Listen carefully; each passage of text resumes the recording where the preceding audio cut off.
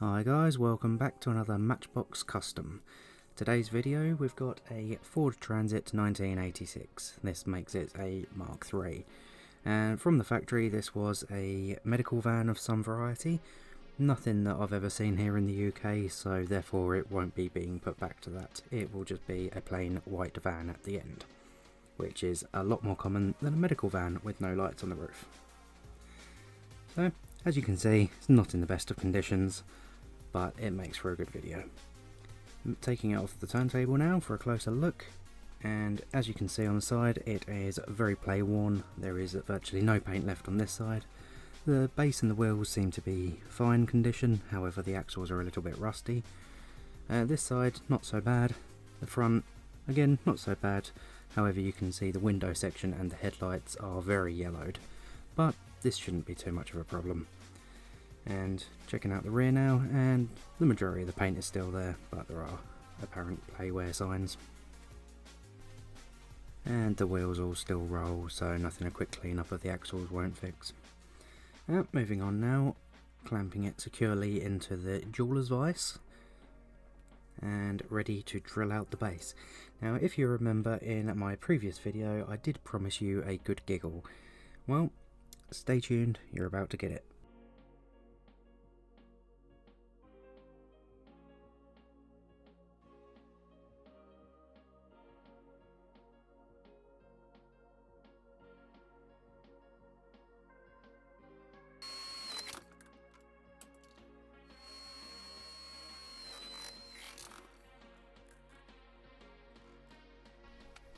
Like you fucking piece of shit. This. So I left it for the day. It was for the best. This is 24 hours later, all refreshed, calmed down, and I take a step back and look at the damage. Originally everything was going to go in the spares bin and I was going to give up with this project, but the day after I just felt I could do something with it still. So this is me filing down the mess,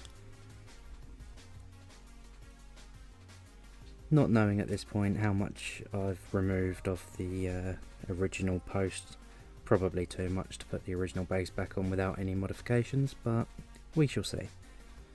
So now it's all flat and smooth, and trying to show the camera but failing dismally. Over to the drill press to drill it with the 1.5mm drill bit and tapping it with the 2mm tap.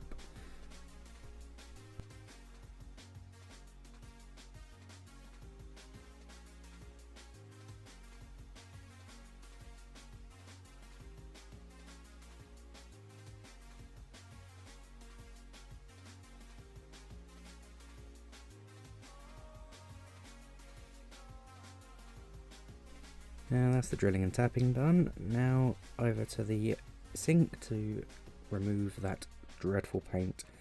So into the jar it goes, then covered with boiling water from the kettle.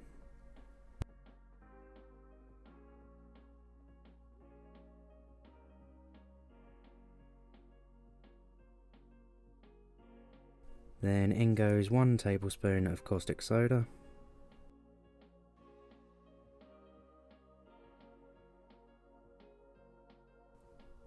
Then giving it that famous twirl.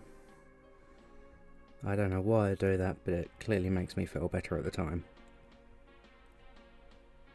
Yeah, can't really see anything in there, so I don't know why I'm showing you. But go on, keep twirling it, boy. There you go. So leaving it in there for 10 minutes. This is now 10 minutes later.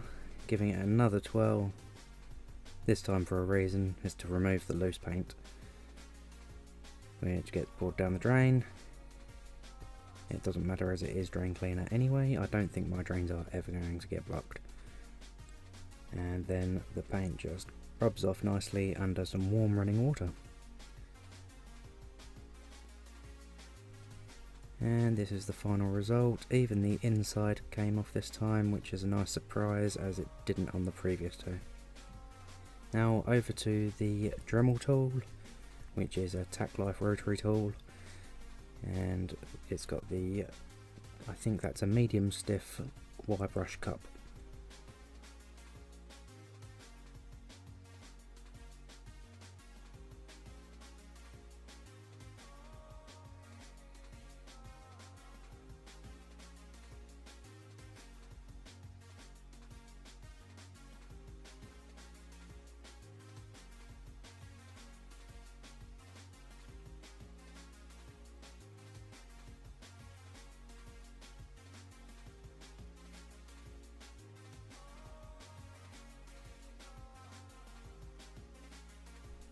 and that battery just won't stop dying.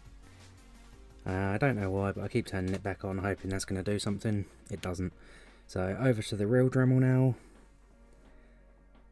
and it gets the job done much better and much quicker, so I will be using that every time in the future.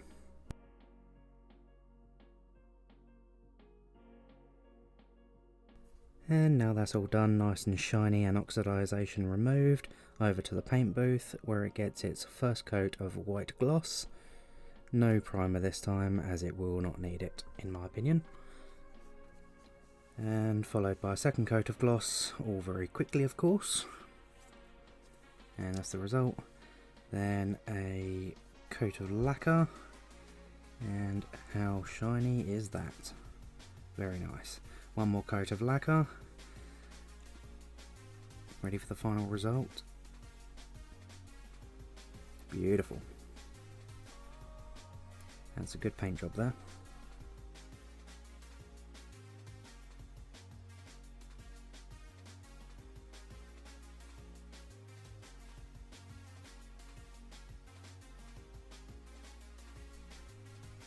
Now moving on to the window section. It's not very scratched up, so I don't use any sandpaper on it this time, but I do use the buffing wheel on the little tack life. I've opted for the tack life this time because it goes to much lower RPMs than a real Dremel will. Not forgetting the inside, of course.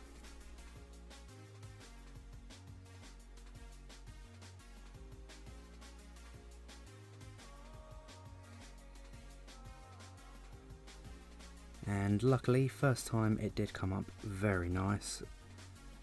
That is a good result. So cleaning it under the tap, and this is what it looks like now. Not perfect by any means, but definitely 100% better. So I'll leave it at that, I'll call that a win.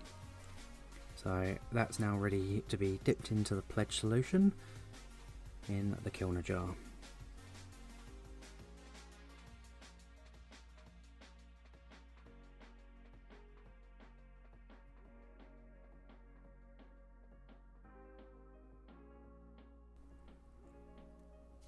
And having a nice little dunk. It's only in there for 10 seconds, then back out again. Just remove the excess with some paper towel, and then left overnight to dry. Now, just to remind you what she looked like before, very play worn, very beaten, not enough paint left, and not worth anything to anybody. This is probably 10p at a car boot sale at this point.